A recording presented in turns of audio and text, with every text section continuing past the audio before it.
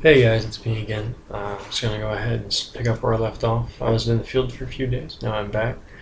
I'm gonna do the devotion for June 11th, and it comes out of this book right here, Uncommon Life Daily Challenge by Tony. It's a good book. I recommend you buy it if you have time. If not, listen to me, and I'll be happy to enlighten you on what he has to say for the day. Today's verse comes out of Colossians 1:10-11. It says, "The way you live will always honor and please the Lord, and your lives will produce every kind of good fruit.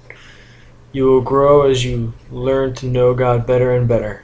You will be strengthened with all His glorious power, so you will have all the endurance and patience you need." All right, what this is talking about is the way you live is going to honor God. It's gonna produce the blessings in your life, not shining the light on yourself. If you want to be your biggest fan, God will let you, and will let you try and make everything work on your own. The uncommon key at the bottom says, remember that it's His, being God, glorious power through which we operate. Humility is more impressive than accomplishments.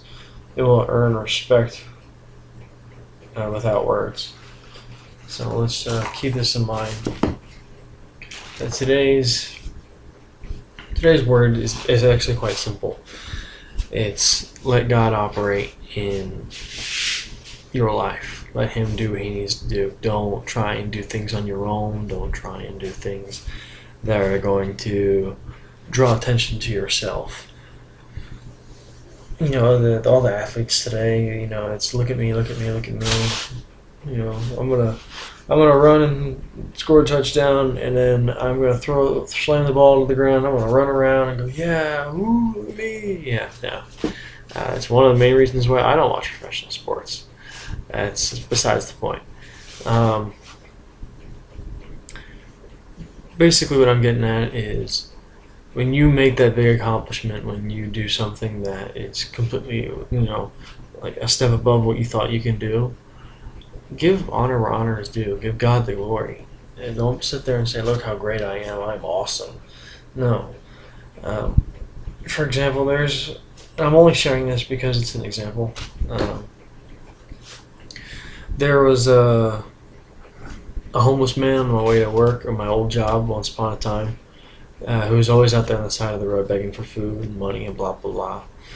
And every time I drive past him and go to work, and I kept doing it. And finally one day I was just like, you know what, I do this every day. I see this guy out here every day. He's obviously hurting for money.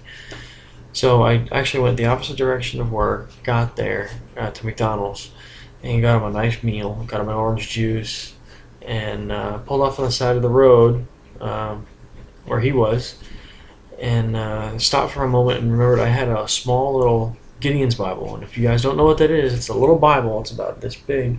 You go and you hand out to people, for encouragement, for if they want, if you try to get them to be saved and everything. And I threw that in the bag too. And I got out of the car, walked over, gave it to him, and I said, "Here you go, dude. Here's a little something for you for your day." And he just looked at me and said thanks, and then put it down on the ground right in front of him. And held up the sign again.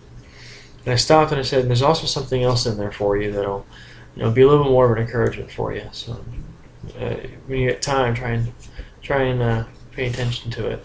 I didn't tell him what it was or anything. I never saw that guy again after that. And I don't tell this story to very many people at all. But the point is that you need to act on what you're doing, and just be out there doing it because it's the right thing to do. Be out there and do what you're supposed to do. Be out there and do what God's called you to do in ministry and everything like that, and not draw attention to yourself. I didn't tell anyone about that story for months until it was like a topic of conversation. But you gotta understand that when you do what God's called you to do without drawing attention to yourself, without being the look at me attitude, and just doing it because it's the right thing to do, you'll have a greater reward, and God can then work in your life and then give you what He's supposed to give you and bless you with what He's supposed to bless you with. So I encourage you today just to live out the life you're supposed to live, putting others first. Y'all have a good day.